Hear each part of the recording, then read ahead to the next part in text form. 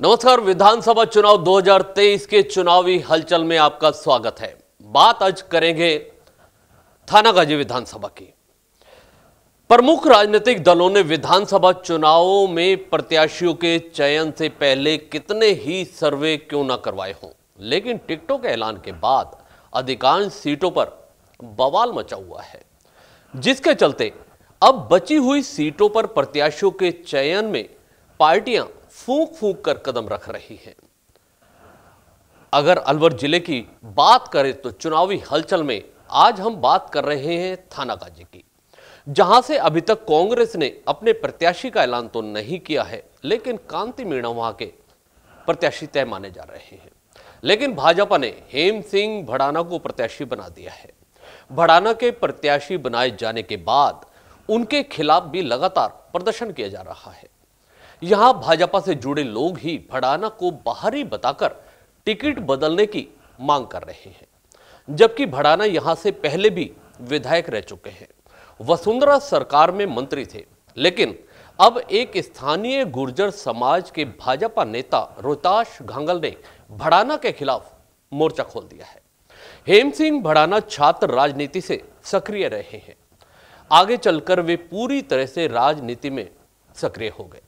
थानागाजी से वे विधायक बने और वसुंधरा सरकार में कैबिनेट मंत्री बने थे। पिछले 2018 के चुनाव में हेम सिंह भड़ाना का टिकट काटकर रोहताश शर्मा को प्रत्याशी बना दिया गया था। तब हेम सिंह भड़ाना ने भाजपा से बागी होकर निर्दलीय चुनाव लड़ा था, जिससे भाजपा प्रत्याशी को नुकसान हुआ और रोहताश शर्मा तीसरे नंबर पर रहे थे।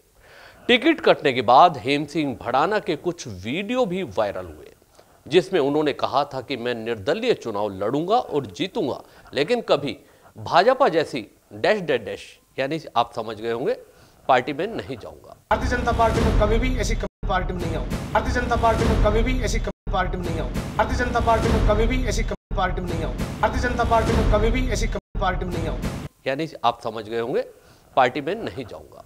लेकिन उसके बाद भड़ाना कुछ समय बाद फिर भाजपा में शामिल हो गए और अब एक बार फिर पार्टी ने उन्हें प्रत्याशी बना दिया है। लेकिन कभी भाजपा के कभी बागी होकर पार्टी को नुकसान पहुंचाने वाले भड़ाना के टिकट के ऐलान के बाद उनके खिलाफ विरोध के स्वर उठने लगे हैं।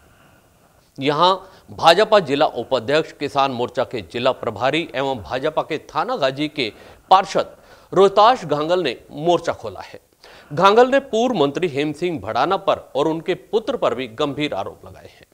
घांगल ने कहा, यहां बार बार एक ही चेहरे को मौका क्यों मिल रहा है, जबकि इन्होंने पार्टी को नुकसान पहुंचाया। यहां तक कि घांगल ने अपने गुर्जर समाज के लोगों से विचार कर निर्दलीय चुनाव लड़ने का ऐलान भी कर दिया है। मैं भारतीय जनता पार्टी का ही कार्यकर्ता हूं और पिछले बहुत सालों से यहां संघर्ष कर रहा हूं और मेरा पूरा परिवार भारतीय जनता पार्टी का सक्रिय सदस्य है। मेरी मेहनत के कारण भी मुझे यहाँ से पार्टी ने टिकट नहीं दिया।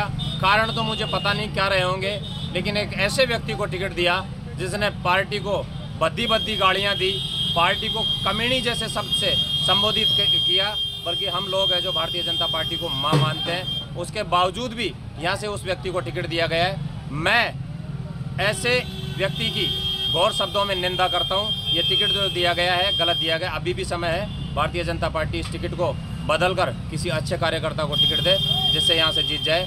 मैं तो रोहताश घांगल, आज मैंने भर्तरी जी के यहाँ से तपोभूमि से ढोक लगाकर निर्दलीय चुनाव लड़ने का यहाँ थानागाजी से सर्व समाज के आह्वान पर यह घोषणा कर दी है कि मैं थानागाजी से निर्दलीय चुनाव लड़ूंगा। थानागाजी में अक्सर मीणा या गुर्जर प्रत्याशियों का दबदबा रहा है। पिछले कई चुनावों से तो कांति मीणा और हेम सिंह भड़ाना ही चल रहे हैं, कभी कांति तो कभी भड़ाना। हालांकि यहां ब्राह्मण सहित अन्य जाति वर्गों का वोटों की संख्या भी कम नहीं है, लेकिन इन समाज के मतदाताओं को इन्हीं में से ही चुनना पड़ता है, वो इनकी मजबूरी है। खैर, लोकतंत्र है, कोई भी चुनाव लड़ सकता है। बहरहाल अब हेम सिंह भड़ाना के लिए यह चुनाव कितना चुनौतीपूर्ण होगा, यह देखने की बात होगी, क्योंकि भाजपा कार्यकर्ताओं का और गुर्जर समाज के युवाओं का एक बड़ा वर्ग उनसे छूटता हुआ नजर आ रहा है। वहीं कांति मीणा भी यहां से कमजोर नहीं पड़ते। ऐसे में आने वाले चुनाव किस तरह के होंगे, इसके लिए थोड़ा इंतजार करना होगा। देखते रहिए चुनावी हलचल और चैनल को लाइक और सब्सक्राइब करना भी ना भूलें। नमस्कार।